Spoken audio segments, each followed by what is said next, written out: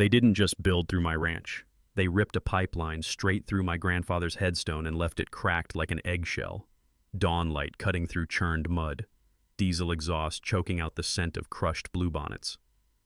That weathered granite marker, Chester Blackwood, Korean War veteran, 1925-2003, split clean in half, bronze military plaque trampled into the dirt like a cigarette butt.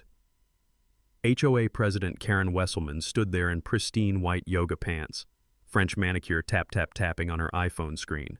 "We followed proper procedures," she said without looking up. "The easement was legally filed. You destroyed a veteran's grave." She actually laughed, sharp and cold. "Show me where it says cemetery on your deed, honey. This is called progress." Big mistake. I'd spent 12 years processing water rights for county court. Out here in Texas, whoever controls the water writes the law. Drop a comment if an HOA has ever steamrolled your family and tell me where you're watching from. My name's Garrett Blackwood, and this ranch represents 80 years of American grit. My grandfather Chester bought these 40 acres in 1943 with his GI Bill money, every bloody dollar earned crawling through Korean mud with shrapnel in his leg. Purple Heart recipient, Bronze Star, the kind of man who built this country with calloused hands and never complained once. The old red barn still creaks like Chester's arthritic joints used to. Gravel crunches under my boots on the same path he walked every dawn for 60 years. Coffee brewing in the percolator, bacon grease spattering in his cast iron skillet. These sounds and smells are my inheritance. My wife Linda teaches 3rd grade at Meadowbrook Elementary, 22 years running. Our twin daughters Sarah and Emma are high school seniors, both college-bound if we can scrape together the tuition. We run 30 head of Angus cattle, nothing fancy, but honest work that pays $2,400 in property taxes annually. Chester's buried in the family cemetery beside the old oak grove, along with great-grandma Ruth and my stillborn brother Michael. Everything changed in 2019 when Pinnacle Development Corporation devoured the surrounding farmland like cancer. Suddenly our ranch became an ugly scar on their perfect suburban dream. Meadowbrook Estates, 47 monuments to excess ranging from $800,000 to $1.2 million, McMansions with circular driveways sprouting where corn used to grow. The HOA formed before the paint dried. Monthly fees, $850, more than most folks around here make in a week. Covenant restrictions, 23 pages dictating grass height, mailbox colors, and appropriate lifestyle choices. They had rules for everything except human decency. That's when I met the devil in designer yoga pants. Karen Wesselman, pharmaceutical sales executive, relocated from Marin County with her Tesla-driving husband and entitled attitude. She got elected HOA president faster than you could say property values. Always immaculate, fresh highlights, French manicure, the kind of woman who's never had dirt under her nails or doubt in her heart. The first shot across the bow arrived on October 15th, certified mail in a cream-colored envelope that felt like a subpoena. The letterhead screamed expensive attorney. "Dear property owner," not even my name, "the Meadowbrook Estates Homeowners Association has documented numerous violations of community aesthetic standards emanating from your agricultural operation." My coffee turned bitter in my mouth. They demanded I eliminate livestock odors, my cattle, remove industrial equipment, Chester's 1987 John Deere, and implement landscaping consistent with residential character. The threat? $500 daily until compliance. That evening, Linda found me staring at the letter, the paper trembling slightly in my hands, her lavender perfume mixed with the scent of hay drifting through kitchen windows that had been open since 1943. "They can't be serious, Garrett." "Oh, they're serious as stage 4 cancer. HOA covenants cannot retroactively apply to pre-existing properties. If your land predates their rules, you're protected under grandfathering provisions." But Karen was just warming up. She launched a neighborhood propaganda campaign, going door to door with a manila folder full of evidence, photos of our manure pile, cattle in pasture, Chester's weathered barn. She presented these images like a prosecutor building a case. "This is what threatens our investment," I heard her tell the new residents, her voice carrying that particular blend of condescension and fake concern. "Some people just don't understand progress." The racial undertone wasn't lost on me. My hired hand Miguel had noticed her stares, the way she locked her car doors when he worked the fence line near the street. 3 weeks later, the second letter arrived. $15,000 in accumulated violations for the crime of continuing my family's legacy. That night, I sat in Chester's old chair on the porch, listening to cattle settling in for the night, the smell of honeysuckle and the distant sound of sprinklers on perfect lawns. His purple heart hung in the shadow box inside, earned bleeding for this country's freedom. They wanted to erase 80 years of sacrifice for their property values. Time to remind them what happens when you mess with a veteran's legacy. Karen's first real power play came 3 weeks after that second letter. She filed a formal complaint with Brazos County claiming our ranch violated residential zoning laws. The paperwork was impressive. 43 pages of allegations, photographs, and what she called expert testimony from a livestock consultant who'd apparently never set foot on our property. The complaint alleged we were operating a commercial cattle operation that exceeded residential property use limits. She documented everything: our 30 head of cattle, the hay storage, even Chester's old water trough. The photos made our working ranch look like some kind of environmental disaster zone. County Inspector Dale Morrison showed up on a Thursday morning, his white pickup crunching down our gravel drive. Dale and I went to high school together, played football under Friday night lights when we still believed anything was possible. "Sorry about this, Garrett," he said, climbing out with his clipboard and county jacket. The morning air carried the scent of diesel exhaust mixed with fresh-cut grass from the subdivision. "Someone's been calling my office twice a week for 2 months." "Twice a week?" I set down my coffee cup, the ceramic still warm against my palm. "What kind of complaints?" Dale pulled out a thick folder, papers rustling in the breeze. "Take a look." My blood ran cold as I flipped through the reports. Karen hadn't just filed one complaint. She'd filed 17 separate reports under different names. Mary Johnson, Patricia Williams, concerned neighbor, anonymous resident. Same handwriting on every form, same phone number listed for callbacks. She'd created an entire fake grassroots movement to make it look like the whole neighborhood was up in arms. "This is fraud," I said, the papers trembling slightly in my hands. "That's not my department," Dale replied, but he looked uncomfortable. "I just inspect what gets reported." We walked the property together, Dale checking boxes on his forms while I explained our operation. 30 cattle on 40 acres was well within agricultural density limits. Our septic system was permitted and inspected. The barn predated any zoning restrictions by 6 decades. "You're clean, Garrett, always have been," Dale signed his report. "But I'll warn you, whoever's doing this isn't giving up easy." That evening, I drove to the county courthouse and spent 3 hours in the public records office. The musty smell of old paper and binding glue filled my nostrils as I traced Pinnacle Development's corporate structure. From my years handling property disputes for the county, I knew corporate ownership records were public information. Any citizen could research development companies' financial backing through the clerk's office if they knew where to look. What I found made my blood pressure spike. Pinnacle Development Corporation was still listed as holding 12% voting shares in the Meadowbrook Estates HOA. Karen's board wasn't independent. They were puppets with the developer pulling strings. The takeaway hit me like a slap. Never assume an HOA is truly independent from the developer until you check the ownership records yourself. More interesting, the original incorporation documents showed Karen's brother-in-law, Brad Hutchinson, owned a 15% stake in Pinnacle. No wonder she was so motivated to increase property values. But here's where it got personal. I pulled the original 1943 deed for our property, the one Chester signed with ink still wet from his discharge papers, right there in faded typewriter text. "Perpetual agricultural easement grantor unto said property for livestock and farming operations in perpetuity." Our land was legally protected for agricultural use forever. Every complaint Karen filed was not just wrong, it was knowingly fraudulent. I spent the next week documenting everything. Linda brought me coffee at 2 a.m. while I photographed deed restrictions, zoning maps, and Karen's fake complaint signatures. The kitchen table became my war room, covered with legal documents and county records that crinkled under my elbows. "Find anything good?" Linda asked, rubbing my shoulders as I hunched over the laptop. "Better than good." I found her weakness. Meanwhile, Karen escalated again. She organized something called the Meadowbrook Safety Committee and started going door to door with a new pitch. This time it wasn't about property values, it was about children's safety.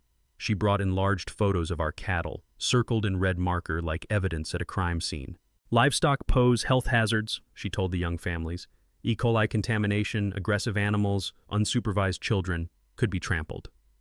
The manipulation was masterful. She'd taken pictures of our gentle Angus cattle and made them look like charging bulls. One photo showed our prize heifer Bessie with her head lowered to drink from the water trough. Karen's caption read, "Aggressive posturing toward property line." Then she created a private Facebook group called Concerned Meadowbrook Families and started posting daily updates about the ranch situation. Screenshots showed 43 members, all with generic profile photos and recently created accounts. But Karen made one critical mistake. While building her fake grassroots movement, she got sloppy with the surveillance. I'd installed trail cameras around our property after finding survey stakes that definitely weren't there the week before. From my hunting days, I knew these modern cellular cameras could provide real-time alerts and cloud storage for under $100 each, technology that would have seemed like science fiction when Chester was protecting this land. The cameras caught everything. Karen's landscaping crew accidentally spraying herbicide on our fence line, 2 men in Meadowbrook Estates polo shirts measuring distances on our property at midnight, and Karen herself taking photos of our cattle from inside our property line, clear trespassing captured in high definition. The best footage came on a Sunday morning. Karen and another woman walked 50 feet onto our land to get better angles of the barn for her safety presentation. The timestamp was crystal clear. 6:47 a.m. Karen Wesselman, criminal trespass in progress. Game on. Karen's next move reeked of corruption thicker than week-old manure. She partnered with her brother-in-law, Brad Hutchinson, city councilman and Pinnacle Development shareholder, to push an emergency zoning variance reclassifying our ranch from agricultural to residential. Retroactively, of course, because why let 80 years of legal precedent stand in the way of profit? Brad called it a community safety initiative during Tuesday's council meeting. Karen sat front row in a navy blazer that cost more than our feed bill, nodding like a dashboard dog while he droned about incompatible land uses and public welfare. What they didn't mention, residential lots were worth triple agricultural land for tax purposes.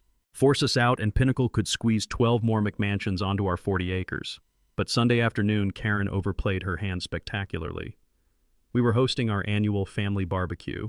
Linda's parents, cousin Jake's kids, the Morrisons from down the road. Mesquite smoke and grilling beef mixed with children's laughter echoing across pastures where I'd played as a boy. Chester's weathered picnic tables groaned under Linda's potato salad and 3 generations of memories. That's when some fool with survey equipment walked onto our land like he owned it. "Help you with something?" I called out, beer still cold in my hand. "Easement survey," he replied, spray painting marks on trees 20 feet inside our fence line.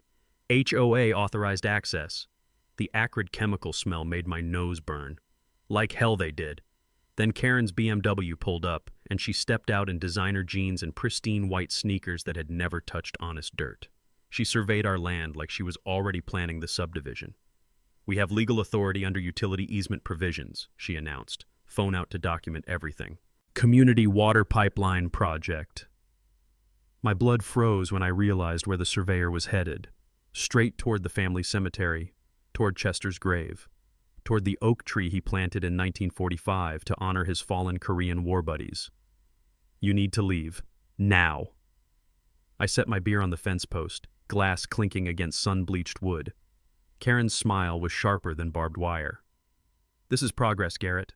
Don't be on the wrong side of history." Then her surveyor started marking Chester's memorial oak with fluorescent orange paint. "Stop right there." And my voice carried across the pasture, silencing conversations and stopping kids mid-game. Karen actually laughed. "These old properties are dinosaurs, Garrett. People like you just don't understand modern community development. People like you." There it was, the coded language, the subtle bigotry wrapped in concern for property values. Linda appeared beside me, phone recording, capturing every damning word. But here's what Karen didn't know. I'd spent my lunch break researching her precious pipeline financing. Public records showed the HOA had taken a $2.8 million construction loan, personally guaranteed by all 9 board members.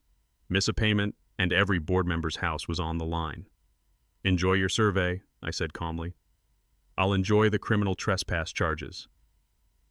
That afternoon, Officer Martinez took detailed statements while Karen's spray paint still dripped from our trees. Criminal trespass, destruction of property, harassment. The paperwork was piling up nicely. Karen's response was pure political theater. Newspaper op-ed titled "When Selfish Property Rights Harm Communities." social media campaign with hashtag Meadowbrook Matters, professional photos of her standing before perfect lawns, talking about one stubborn rancher versus 47 families. She never mentioned trespassing on our cemetery. Instead, she spun it as environmental salvation, premium mountain water to secure our community's future. The real bombshell dropped at Thursday's HOA meeting. I showed up uninvited, standing in the back while Karen unveiled her infrastructure masterpiece. Fluorescent lights buzzed overhead, casting harsh shadows on architectural drawings spread across folding tables that belonged in a church basement, not a corporate boardroom. The pipeline route sliced directly through our heart. Family cemetery, heritage oaks, the pasture where Chester taught me to ride.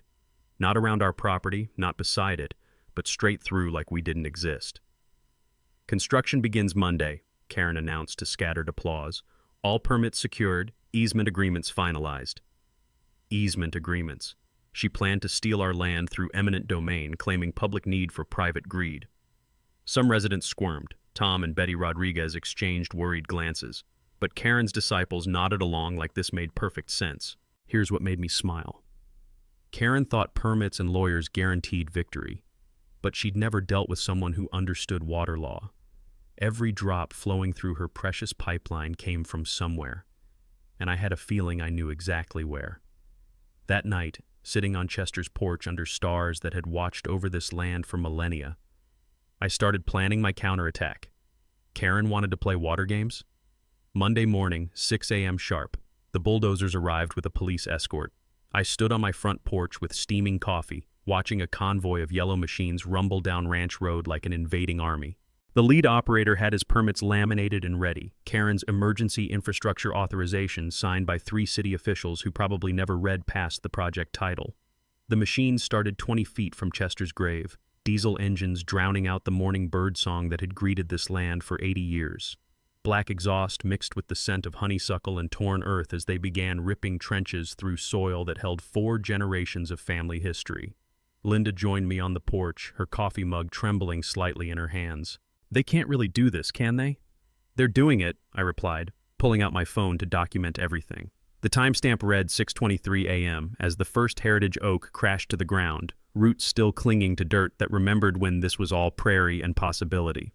By noon, they'd torn down the family cemetery fence by accident. I found Chester's military flag trampled in the mud beside his headstone, the fabric that had covered his casket now ground into Texas clay by caterpillar treads. That's when neighbors started showing up. Tom and Betty Rodriguez brought thermoses of coffee and quiet solidarity. Marcus Washington, a Vietnam vet from 2 miles down the road, stood silent in his old marine dress blues, understanding without words what this desecration meant. By afternoon, a dozen pickups lined our driveway. Farmers, veterans, people who remembered when land meant something more than property values. Karen's response was pure media manipulation. She gave a TV interview standing beside the construction site, her blonde hair perfect despite the wind whipping dust across the torn landscape. "Sometimes progress requires difficult decisions," she told Channel 7 News. "This pipeline represents environmental stewardship and community water security for future generations." Environmental stewardship, while bulldozers destroyed wetlands that had filtered rainwater for centuries. But I was busy doing homework, real homework. I spent that evening researching the pipeline's water source, tracing municipal records and geological surveys back to the original territorial maps. The water came from Whispering Creek Spring, 5 miles east through rolling hills that most folks forgot existed. The spring sat on undeveloped property owned by Ezra Finn, a 79-year-old original homesteader whose family had worked that land since statehood. According to county records, Ezra had been fielding offers from Pinnacle Development for 2 years, all rejected. Tuesday morning, I drove out to meet him. Ezra's place looked like a museum of honest work. Weathered barn, hand-built stone walls, garden that fed 3 families through the Depression. The spring bubbled up from limestone rock formations, crystal clear water flowing at 500 gallons per minute, feeding into the creek that eventually reached our aquifer. "Heard about your troubles," Ezra said, offering sweet tea on his wraparound porch. His hands were map roads of arthritis and decades of fence mending.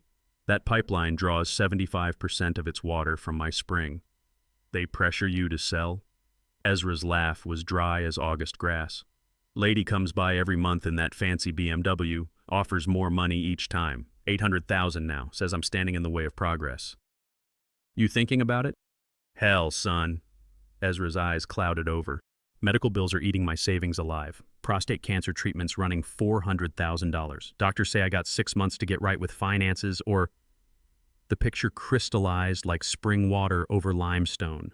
Control the source, control the pipeline, cut off the water, and Karen's $2.8 million investment became worthless pipe in a ditch.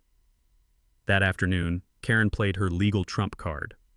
My attorney, Jake Reyes, called with news that made my teeth grind. She'd filed for a temporary restraining order to stop my interference with the construction project. Judge granted it, Jake said, his voice tight with frustration. She claims you're threatening workers and creating safety hazards. I haven't threatened anybody. Doesn't matter. You can't go within 50 feet of the construction zone until the hearing next week. So I watched from my porch as they completed the desecration. The bulldozer operator knocked down Chester's memorial oak with casual indifference, the tree that had shaded his grave for 78 years, falling like a closing chapter. Its roots, thick as my waist, ripped from earth that had nurtured them since Truman was president. Linda found me that evening sitting in Chester's old chair, staring at the construction lights that turned our peaceful ranch into an industrial site. The constant diesel rumble had replaced cricket songs, and hydraulic fluid was poisoning the creek where our cattle drank. "What are you thinking about?" she asked softly. "Water rights," I replied, "and how Karen's about to learn that some lessons cost more than money. Because while she was busy stealing our land, I was planning to buy her water source. Every drop flowing through that pipeline came from Ezra's spring, and Ezra needed to sell. Time to teach the HOA queen what happens when you mess with Texas water law." 3 nights later, I was hunched over the kitchen table at 2 a.m., diving deep into the financial records that would change everything. The laptop screen cast blue light across scattered documents while Linda slept upstairs, trusting me to find a way through this nightmare. That's when I discovered Karen's fatal weakness. Public records are a beautiful thing when you know how to read them. The HOA meeting minutes revealed the pipeline loan details, $2.8 million borrowed from First National Bank, approved in a rushed vote with only 5 board members present. They'd violated their own bylaws requiring 7 members for major financial decisions, but that wasn't the smoking gun. The real treasure was buried in the loan paperwork, personal guarantees. All 9 HOA board members had signed individual guarantees for the construction loan. If the project failed, if the pipeline couldn't deliver water as promised, the bank could seize every board member's house to recover the debt. Karen's pristine McMansion, Brad's lakefront property, all of it collateral for their grand scheme. Monthly payment, $18,500, funded by special assessments on every homeowner. But here's the kicker. The construction insurance excluded acts of nature affecting water supply. If the water source disappeared, the project became uninsurable, and the bank could demand immediate repayment. I cross-referenced mortgage databases with public records, painting a picture of Karen's desperation. Her house was underwater by $200,000. She owed more than it was worth. The pipeline wasn't just about property values. It was about financial survival. The next morning, I drove back to Ezra's place with new understanding. "Ezra," I said, settling into the same porch chair that creaked like old bones, "what exactly did the doctors tell you about timing?" His weathered face showed every day of his 79 years. 60 days to get finances squared away for treatment. After that, he shrugged with the resignation of a man who'd buried 3 wives and 2 sons. "What if I told you there was another way?" I explained the water rights situation, how his spring fed into the aquifer that supplied 6 neighboring towns. According to territorial law dating back to 1887, his property held prior appropriation rights, first in time, first in right. Those rights superseded any modern development claims. Your water, your rules, I concluded. Even if you sell, the buyer inherits those rights. Ezra's eyes sharpened despite the cataracts. "You thinking what I think you're thinking? Spring Properties asking $800,000. I can raise that." "From cattle ranching?" Ezra's laugh was skeptical but kind. Here's where my homework paid off. I'd mortgaged our ranch for $450,000, liquidated retirement savings for $280,000, and sold half the cattle herd for $70,000. Still short $130,000, but the veterans community had rallied. Tom and Betty Rodriguez offered their retirement fund, $50,000. Marcus Washington pledged his disability settlement, $35,000. The local Farmers Association emergency fund covered the final $45,000. Cash offer, I said.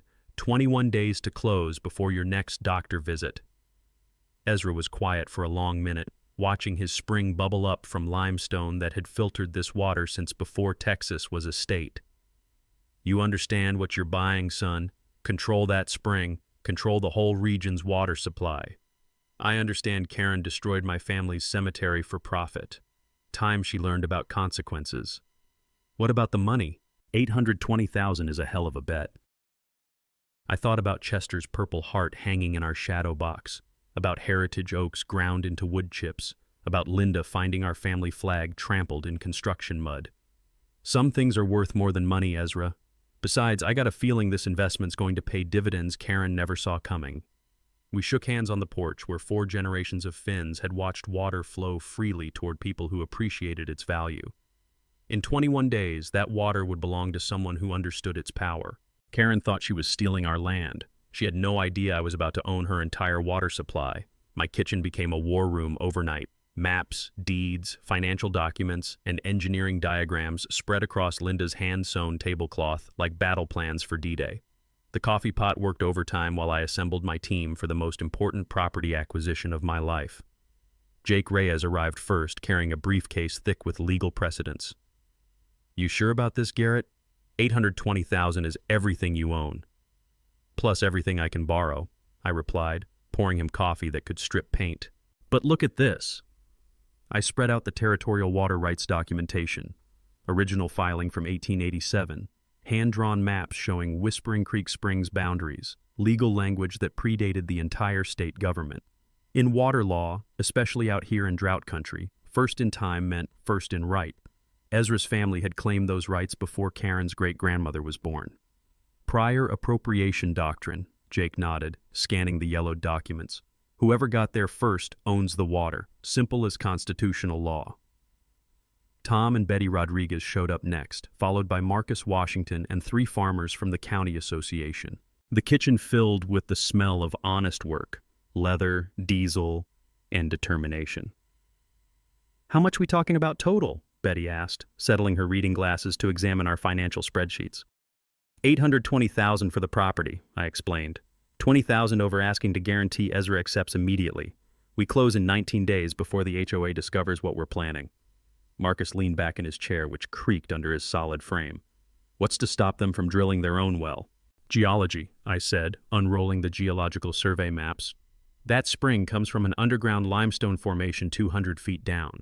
The aquifer feeds through natural caverns that took 10,000 years to form. You can't just drill another hole and expect water. It doesn't work that way. The financing puzzle came together like pieces of Chester's old jigsaw puzzles. Agricultural loan using our cattle as collateral. $400,000 at 4.2% interest. Personal savings and retirement liquidation. $350,000. Community loans from neighbors who understood what we were fighting for. $130,000. Linda handled the LLC paperwork, Whispering Creek Conservation Trust, keeping my name off public documents until after closing. As a registered agent, we hired a law office in the county seat, creating an extra layer of protection from Karen's prying eyes. Here's the technical plan, I said, spreading out engineering drawings I'd sketched based on the spring's geography. Install a master shutoff valve 200 yards upstream from their pipeline intake. Electronic valve with smartphone control, backup manual shutoff accessible by ranch ATV. That legal? Tom asked. Jake smiled for the first time all week. He owns the water rights. He can control flow however he wants, as long as he doesn't completely dry up downstream users. Even then, during drought conditions, senior rights take priority. From my hunting years, I knew modern valve systems ran about $5,000 installed. Pocket change compared to Karen's $2.8 million pipeline investment. The beauty was in the simplicity. Control the source, control everything downstream. Environmental angle? Betty asked. She'd taught high school biology for 30 years and understood water ecosystems better than most engineers. Springs classified as critical habitat for 3 endangered species, I replied. Reducing flow during construction season actually protects nesting areas. We frame it as drought conservation and wildlife preservation. The timeline was tight as barbed wire. Close on the property in 19 days, install the valve system over 1 weekend, test operations for a week before making any moves. I'd document everything with video cameras, legal protection in case Karen claims sabotage. Marcus offered his construction crew for the valve installation. Weekend work, cash payment, no questions asked. These boys know how to keep their mouths shut. What about Ezra? Linda asked. He needs his medical treatment covered.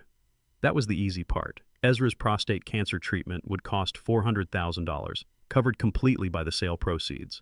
The oncologist in Houston had already confirmed, with immediate funding, Ezra's prognosis was excellent. Save the ranch, save a good man's life, and teach Karen about water law simultaneously. 3 days later, we had all the pieces in place. The agricultural loan approved, community funding secured, LLC paperwork filed, and engineering plans finalized. I'd even researched the valve manufacturer, Texas company that had been installing water control systems since the 1960s. One more thing, Jake said as we wrapped up the planning session. What happens when Karen figures out who bought the spring? I leaned back in Chester's old chair, feeling his presence in the worn leather and familiar creaks. By then, it won't matter. Water flows where the owner directs it, and I'll own every drop feeding her pipeline. Linda squeezed my shoulder. Your grandfather would be proud. He taught me that some fights are worth everything you own, I replied. Karen destroyed his grave for money. Time she learned what water rights really mean. Outside, construction lights illuminated the scar where our family cemetery used to be. But inside, surrounded by friends and neighbors who understood what we were fighting for, I felt something I hadn't experienced in months. Hope. The first sign of trouble came Tuesday morning when half of Meadowbrook Estates woke up to brown water and trickling faucets. I was feeding cattle when my phone started buzzing with emergency alerts from the County Water Authority. Pressure anomalies detected in municipal system investigating source disruption. The timestamp read 6:47 a.m., exactly when I'd conducted my first test of the new valve system. 24 hours earlier, Marcus's crew had installed the master control valve 200 yards upstream from Karen's pipeline intake. Professional-grade equipment painted forest green to blend with the limestone outcropping, controlled by a smartphone app that would make NASA jealous. One touch could reduce water flow from 500 gallons per minute to 50. The test lasted exactly 2 hours, enough to confirm the system worked perfectly, not enough to cause permanent damage. But Karen's reaction was pure panic. By 9 a.m., she'd called an emergency HOA board meeting. By 10 a.m., she was standing beside the pipeline headworks with a county inspector, pointing at pressure gauges like they were evidence of terrorism. Her voice carried across the construction site, sharp with desperation. Something's interfering with our water source, she told anyone who'd listen. This is sabotage, environmental extremism. These people are threatening our entire community. These people. There it was again. The coded language that revealed her true character. I maintained perfect innocence, continuing my normal ranch routine while county officials investigated. When Deputy Martinez stopped by for a welfare check, I was replacing fence posts damaged by construction equipment. Heard there were water problems over at the subdivision, he said casually, accepting the sweet tea Linda offered. That's terrible, I replied, hammering a post into ground still scarred by bulldozer tracks. Maybe they shouldn't have built that pipeline through a floodplain. The investigation revealed nothing. How could it? The valve was installed on my property, controlling my water under my legal rights.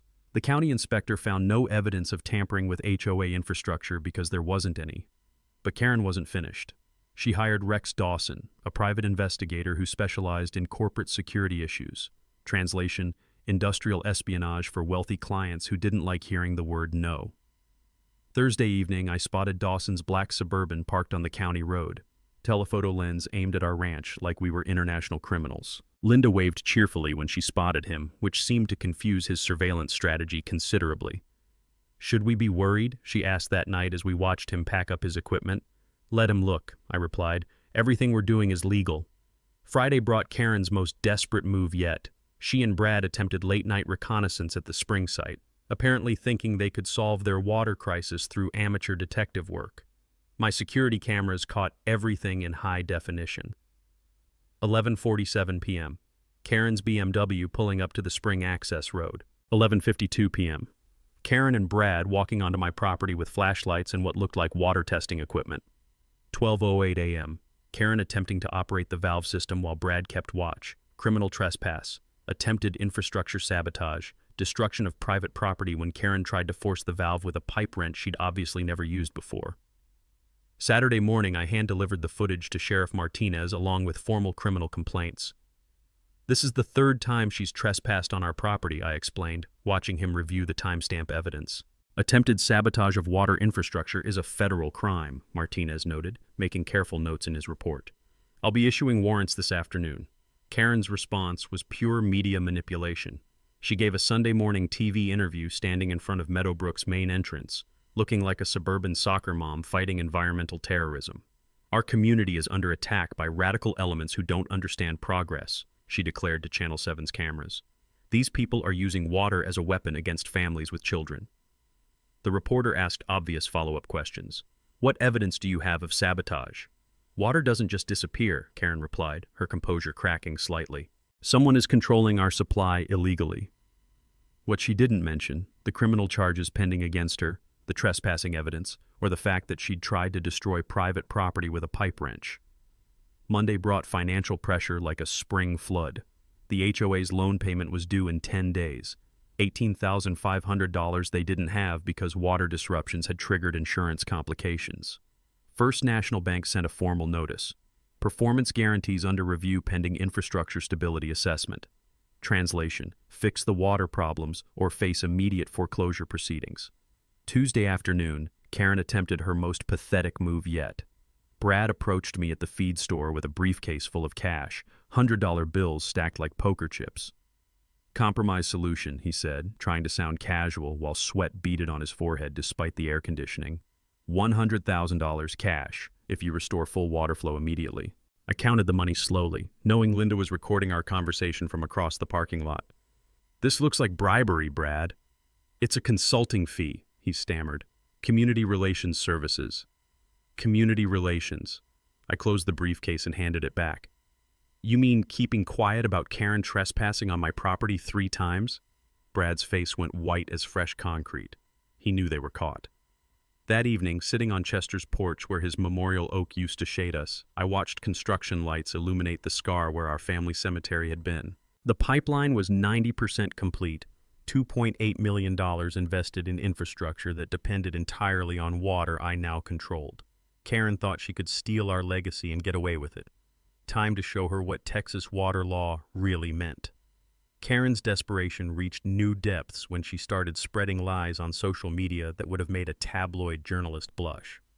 She created fake Facebook accounts with names like Concerned Meadowbrook Mom and Family Safety First, posting doctored photos of our spring water that she'd somehow tinted brown with coffee grounds or worse. The post claimed I was deliberately contaminating community water supply and threatening children's health with livestock runoff. The manipulation was surgical. She'd taken pictures of our gentle cattle drinking from the creek and photoshopped red circles around them with captions like, E. coli source confirmed by testing. Testing that never happened, by labs that didn't exist, for contamination that was pure fiction. But her biggest mistake was underestimating how fast truth travels in small communities. Marcus Washington's daughter worked at the county health department. One phone call confirmed what we already knew. Every water sample from our spring came back cleaner than what most people drank from municipal systems. The limestone filtering created water so pure it exceeded FDA bottled water standards. Meanwhile, Pinnacle Development was applying pressure from above. Corporate lawyers sent threatening letters demanding immediate restoration of contractual water delivery, or they'd sue for breach of infrastructure agreements. The irony was delicious. They'd built a pipeline that depended entirely on water they didn't own, controlled by someone they'd spent 6 months harassing. Karen's next scheme targeted our financial vulnerability. She hired a property appraiser to contest our agricultural exemption, claiming we weren't operating a legitimate farming operation anymore.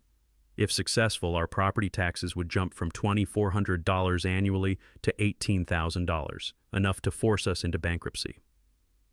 The appraiser showed up Wednesday morning in a county vehicle, clipboard ready to document our non-agricultural activities. What he found was 30 head of cattle, 40 acres of managed pasture, hay storage, and equipment that any reasonable person would recognize as a working ranch. But Karen had coached him well. His report noted insufficient livestock density for commercial operation and irregular maintenance patterns inconsistent with active farming. Translation: we weren't farming enough to satisfy his predetermined conclusion. That's when Linda got involved in a way that surprised everyone, including me. My wife spent her lunch break researching the appraiser's history and discovered he'd been sued twice for fraudulent assessments, both cases involving developers who wanted agricultural land reclassified for subdivision purposes. One case resulted in a $50,000 settlement and formal censure from the state licensing board. "Honey," Linda said that evening, spreading printouts across our kitchen table, "your appraiser has a pattern of helping developers steal farmland." The documents told the story. Richard Kellerman, licensed appraiser, specializing in development transition assessments. His client list read like a who's who of Texas land grabbers, including 3 previous projects for Pinnacle Development Corporation. Friday morning brought Karen's most brazen move yet, attempted bribery disguised as community mediation. She organized what she called a neighborhood dialogue session at the community center, complete with professional facilitator and catered lunch. The setup was pure political theater, round tables, name tags, and a PowerPoint presentation titled "Finding Common Ground for Community Prosperity." I attended out of curiosity, sitting in the back row while Karen worked the room like a campaign candidate. She'd invited select neighbors, the ones most likely to support her position, plus a few token moderates to create the illusion of balanced discussion. "We're here to find solutions that benefit everyone," Karen began, her voice honey-sweet despite the poison underneath. "Sometimes good neighbors need to make compromises for the greater good." The facilitator led discussion groups about community water security and property value protection, carefully avoiding mentions of destroyed cemeteries or criminal trespassing. Karen had sanitized the entire conflict, turning grave desecration into a simple zoning dispute. But Tom Rodriguez wasn't playing along. "What about the veteran cemetery you destroyed?" Tom asked during the open dialogue portion. "Where's the compromise for disrespecting military service?" Karen's composure cracked like spring ice. "We followed all legal procedures. Legal procedures don't include trespassing 3 times or trying to sabotage private property with a pipe wrench," Tom continued, his voice carrying the authority of a man who'd taught high school civics for 30 years. The room went dead quiet. Half the attendees had no idea about Karen's criminal activities because local media had been surprisingly silent about the ongoing investigation. That's when Karen made her fatal error. Instead of deflecting or apologizing, she doubled down with the kind of classist rhetoric that revealed her true character. "Some people in this community don't understand that progress requires difficult decisions," she said, her voice rising with frustration. "We can't let backwards thinking hold back property values for everyone else." Betty Rodriguez started recording on her phone. Other neighbors pulled out their devices. Karen's meltdown was being documented in real time by a dozen witnesses. "These old ranch families need to accept that times have changed," Karen continued, apparently oblivious to the damage she was inflicting on herself. "This isn't 1950 anymore. Some traditions need to die for progress."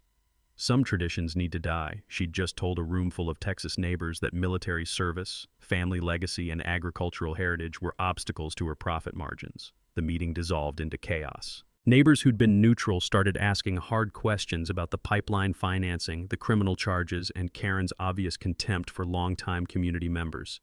I left without saying a word. Karen had just destroyed her own credibility more effectively than anything I could have planned. That night, videos of her rant were circulating on social media with hashtags like #RespectOurVeterans and #SaveFamilyFarms. The woman who'd tried to control the narrative had just lost control completely. Karen's empire was cracking, and the foundation was made of lies. The county courthouse meeting room was packed beyond fire code limits on Thursday evening, tension thick as August humidity. 3 TV news crews lined the back wall, their camera lights turning the municipal hearing into a media spectacle. Sheriff Martinez stationed 2 deputies at the doors after the first 100 people filled every seat and started standing along the walls. Karen arrived fashionably late in a charcoal business suit that probably cost more than most people's monthly salary, her blonde hair perfect despite the stress lines creeping around her eyes. She carried a leather portfolio thick with documents and wore the confident smile of someone who still believed money and legal paperwork guaranteed victory. County Supervisor Williams called the meeting to order with his gavel echoing off wood-paneled walls that had witnessed a century of local disputes. Tonight, we're addressing the ongoing conflict between Meadowbrook Estates, HOA, and Blackwood Ranch regarding water rights and infrastructure development. Karen stood first, her presentation polished as a political campaign ad. PowerPoint slides showed property value data, community development statistics, and carefully edited photos that made our working ranch look like an abandoned wasteland. Her argument was simple.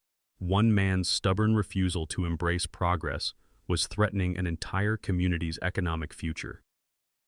"Ladies and gentlemen," Karen said, clicking through slides showing perfect suburban lawns, 47 families invested their life savings in Meadowbrook Estates based on promises of reliable infrastructure and stable property values. One individual's vendetta against community development cannot be allowed to destroy that investment. And she painted herself as David fighting Goliath, which would have been laughable if it weren't so calculated. The woman who'd desecrated a veteran's grave was positioning herself as the victim of rural bullying.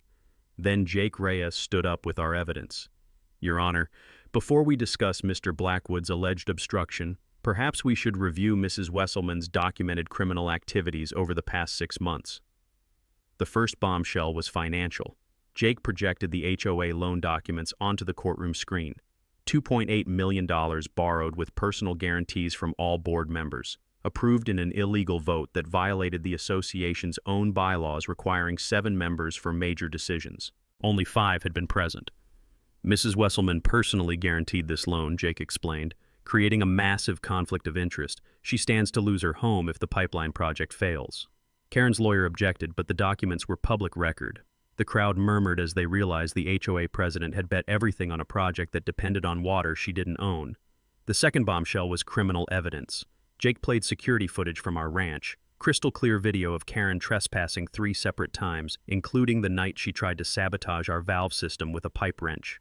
"This is Mrs. Wesselman attempting to destroy private property at 11:52 p.m. on October 15th, Jake narrated as the footage showed Karen fumbling with equipment she obviously didn't understand. Federal crime, documented in high definition.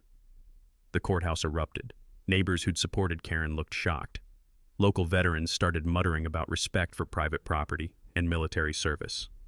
The TV cameras captured every gasp and angry whisper. But the third bombshell shattered Karen's credibility completely. Jake played the audio recording from her community meeting meltdown. Betty Rodriguez's phone had captured every damning word. Karen's voice filled the courthouse.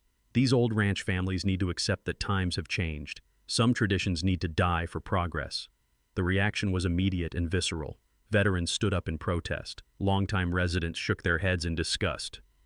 Even some Meadowbrook homeowners looked embarrassed by their HOA president's contempt for local history. State Water Authority Representative Sarah Phoenix took the microphone next, her official testimony carrying the weight of constitutional law. "Mr. Blackwood's family holds prior appropriation water rights dating to 1887, Phoenix explained in clear, authoritative language. "These rights supersede all modern development claims. First in time, first in right, that's the foundation of Western water law." She displayed the original territorial filing, hand-drawn maps showing Whispering Creek Springs boundaries, legal documentation that predated the entire state government. Karen's pipeline was built on water she had no legal right to control. "Mr. Blackwood could legally shut off every drop flowing to Meadowbrook Estates," Phoenix continued.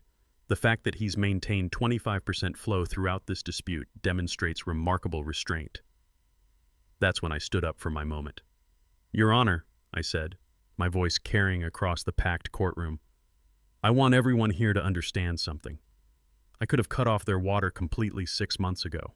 I didn't. Even after they destroyed my grandfather's grave, even after they trampled his military flag in construction mud, I kept their water flowing because I'm not heartless."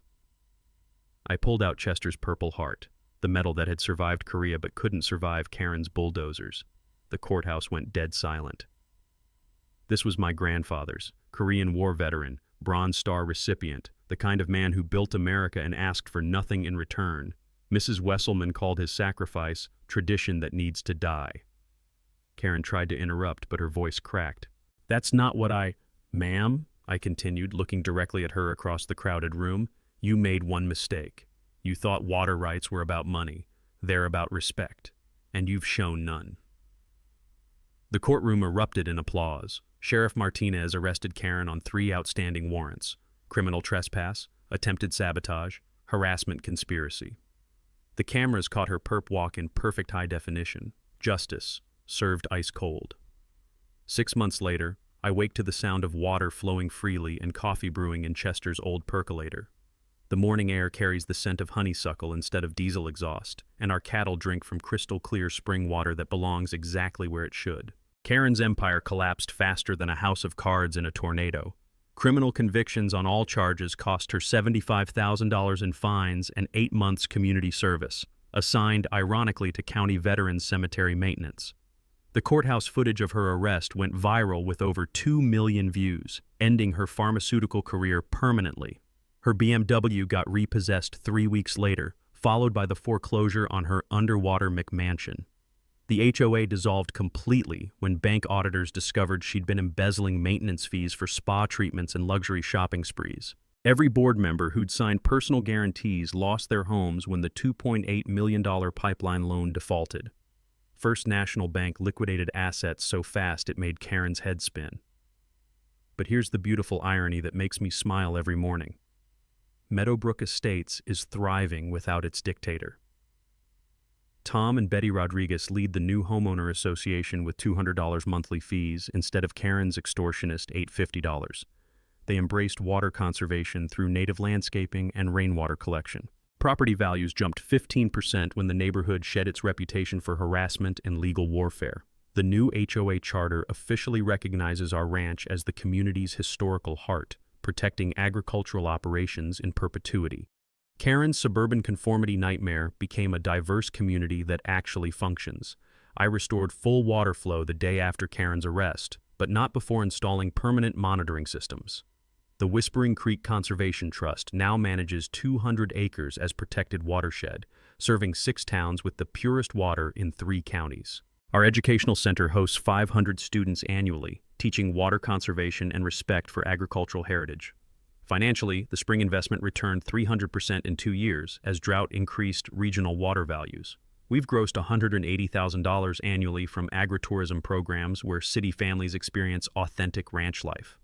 The famous Water Rights Ranch attracts visitors from 5 states, generating income that secures this land for generations. Chester's memorial restoration brought tears to my eyes. The new granite monument includes his full military biography, surrounded by heritage oaks planted by grateful neighbors. The veterans community raised $25,000 for a memorial garden honoring all local servicemen. Karen's scar became sacred ground. Our daughters both received full scholarships to Texas A&M, writing admission essays about defending family values against institutional corruption. Linda earned the state's Rural Educator Award after her students won the regional civics competition with projects about property rights and water law. The Chester Blackwood Memorial Scholarship has funded 12 students studying agricultural law and water resource management. Recipients learn that knowledge plus determination defeats any corporate corruption. 4 graduates now work protecting family farms from development pressure across Texas. Marcus Washington's Veterans Program has transitioned 38 former servicemen into agricultural careers, combining practical farming with legal education about property rights. These men and women know how to defend their land against future Karens. The Blackwood precedent gets cited in water rights cases across 7 states, protecting family farmers from HOA harassment and development pressure.